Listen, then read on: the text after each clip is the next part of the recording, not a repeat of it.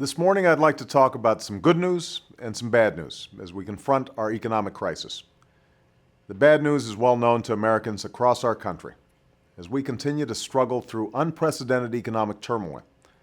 Yesterday, we learned that our economy shrank by nearly 4% from October through December.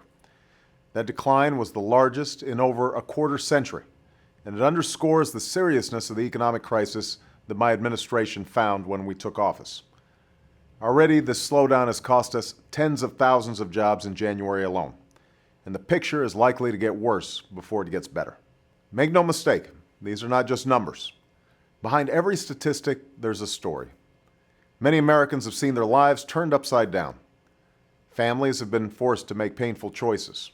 Parents are struggling to pay the bills, patients can't afford care, students can't keep pace with tuition, and workers don't know whether their retirement will be dignified and secure.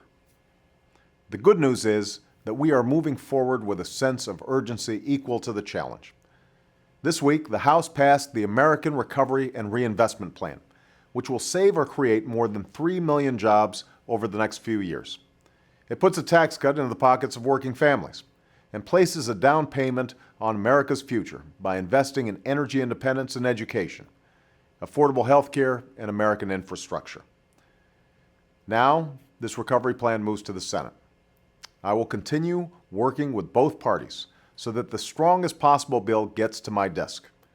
With the stakes so high, we simply cannot afford the same old gridlock and partisan posturing in Washington. It's time to move in a new direction. Americans know that our economic recovery will take years, not months. But they will have little patience if we allow politics to get in the way of action, and our economy continues to slide. That's why I am calling on the Senate to pass this plan so that we can put people back to work and begin the long, hard work of lifting our economy out of this crisis. No one bill, no matter how comprehensive, can cure what ails our economy. So just as we jumpstart job creation, we must also ensure that markets are stable, credit is flowing, and families can stay in their homes. Last year, Congress passed a plan to rescue the financial system. While the package helped avoid a financial collapse, many are frustrated by the results, and rightfully so. Too often, taxpayer dollars have been spent without transparency or accountability. Banks have been extended a hand, but homeowners, students, and small businesses that need loans have been left to fend on their own. And adding to this outrage, we learned this week that even as they petitioned for taxpayer assistance, Wall Street firms shamefully paid out nearly $20 billion in bonuses for 2008.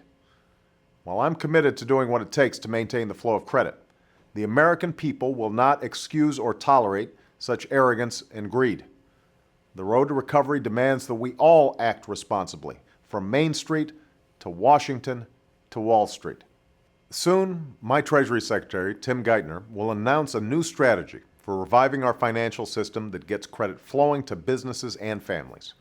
We'll help lower mortgage costs and extend loans to small businesses so they can create jobs.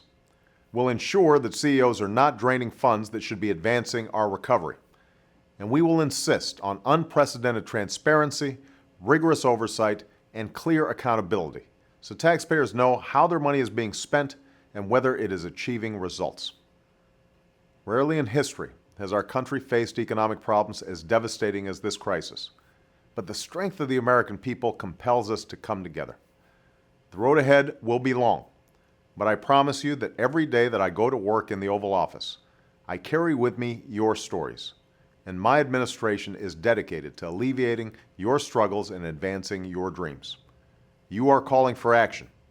Now's the time for those of us in Washington to live up to our responsibilities.